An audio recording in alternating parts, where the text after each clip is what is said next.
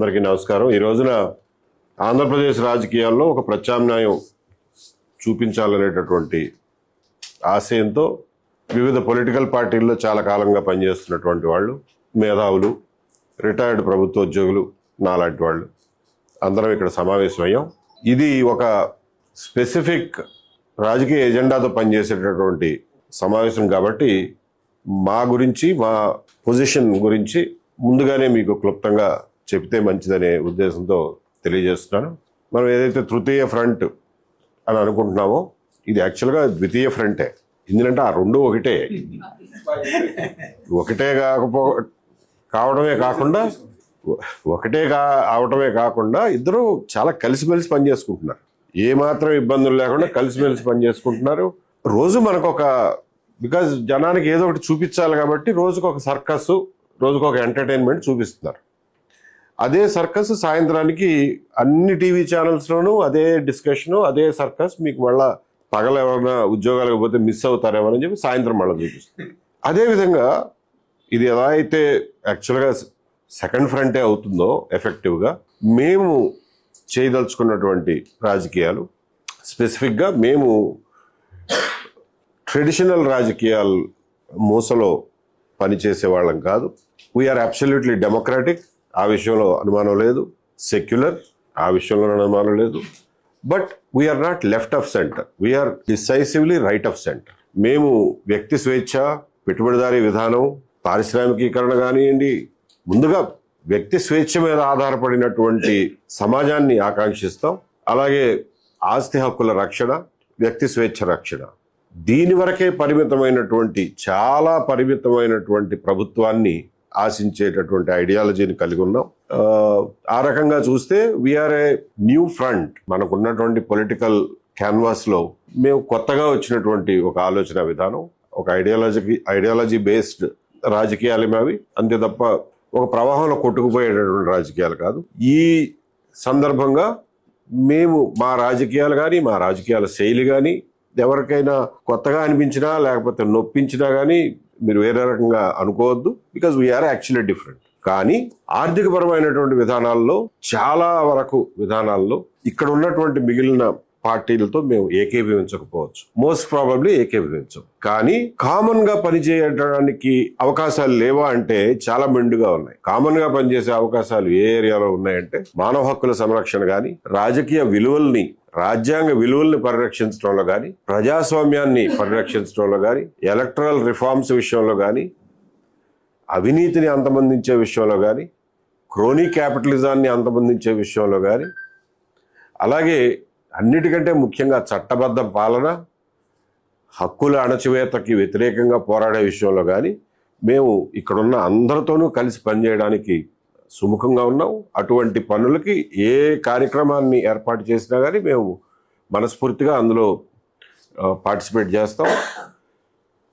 ప్రభాకర్ గారు చెప్పిన దానికి పొడిగింపుగా మాకున్నటువంటి అవగాహన, ఈ రోజున ఆంధ్రప్రదేశ్ ప్రభుత్వం, ఆంధ్రప్రదేశ్ సమాజం మీద మాకున్నటువంటి అవగాహన ఒక్క నిమిషంలో తెలియజేసి ముగిస్తాను.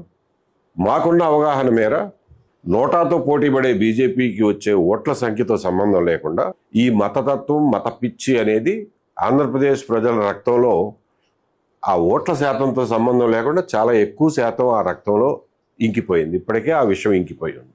మా సహచరులు, నాతో చదువుకున్న వాళ్ళు, నాతో పనిచేసిన వాళ్ళు, వాళ్ళతో మాట్లాడుతుంటే, వాళ్ళతో ఈ సోషల్ మీడియాలో వాళ్ళు పెట్టేటటువంటి కామెంట్లు చూస్తుంటేనే మాకు అర్థమైపోతుంది, ఓహో వీళ్ళు కూడా ఎప్పుడూ లేనిది, ఎప్పుడు అంతకుముందు నేను ఎప్పుడు ఊహించని రీతిలో వాళ్ళల్లో ఉన్నటువంటి ఈ విషయం వివిధ రూపాల్లో చాలా సౌమ్యంగా వచ్చినప్పటికీ కూడా అర్థమైపోతుంది, ఓ వీళ్ళకి ఎక్కింది అని.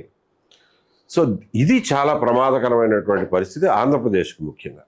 ముఖ్యంగా ఆంధ్రప్రదేశ్లో ఏనాడు కూడా లెఫ్ట్ పార్టీలకి, సెంట్రిస్ట్ పార్టీలకి మధ్యన రాజకీయ పోరాటాలు జరిగినాయే తప్ప మతపరమైనటువంటి పోరాటాలు ఏనాడు జరగల.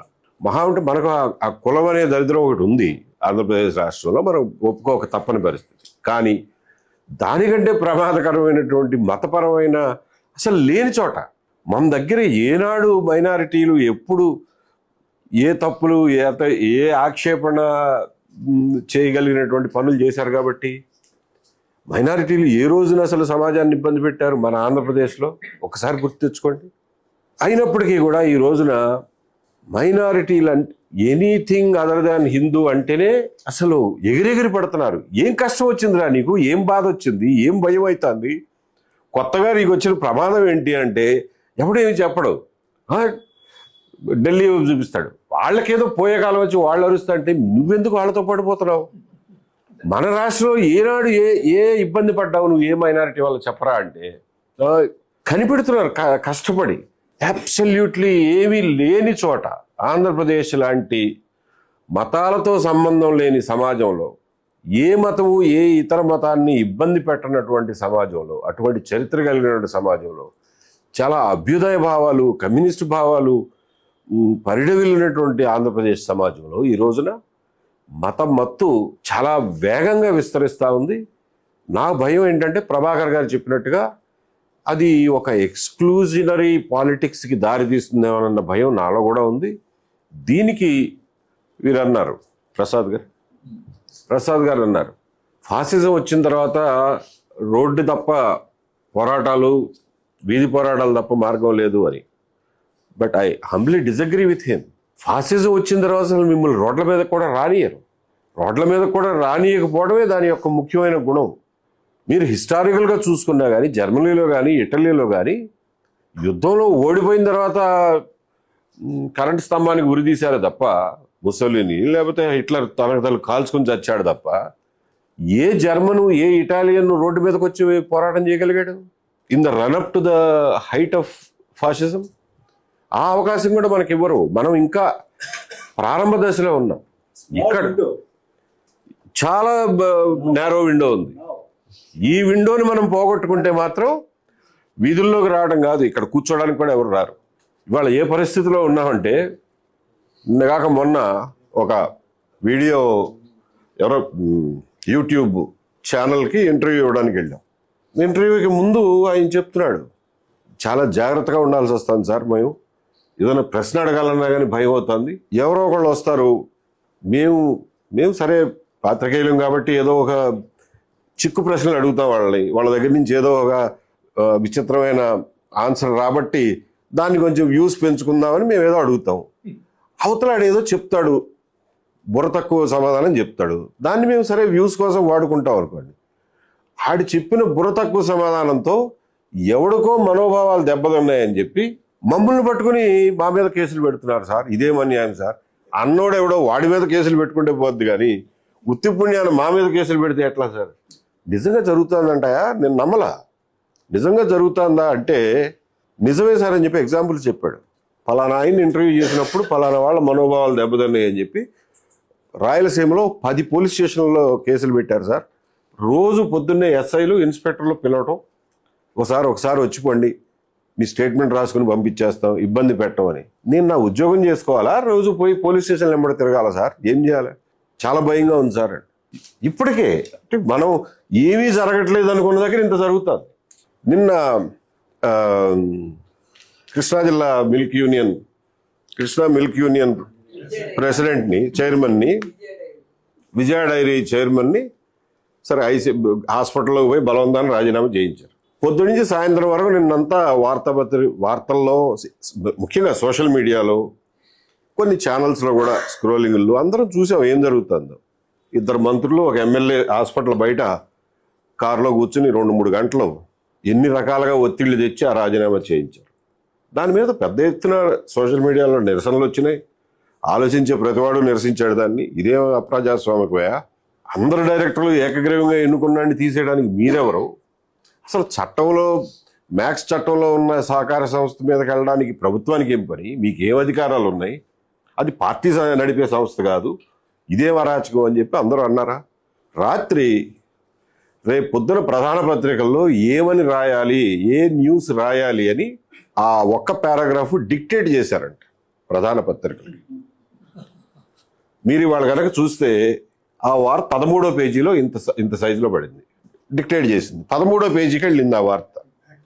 ఇంత పెద్ద ఇన్సిడెంట్ సుమారుగా అట్లాంటి 12-13వ పేజీలో ఇంత సైజు. 2 సిమిలర్గా ఉన్నాయి. ఏంటి ఇంత సిమిలర్గా ఉన్నాయి అనుకున్నాను నేను.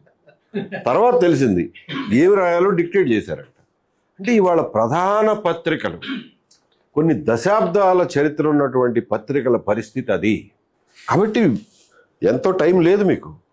వీధి పోరాటాలు చేస్తే ఇప్పుడే చేయండి, తర్వాత ఆ అవకాశం కూడా లేదు, ఆ అవకాశం కూడా ఉండదు మనకి.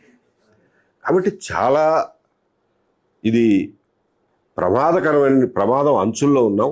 ముఖ్యంగా నార్త్ ఇండియాలో ఏదో వాళ్ళ తిప్పలాళ్ళు పడుతున్నారు అనుకోండి.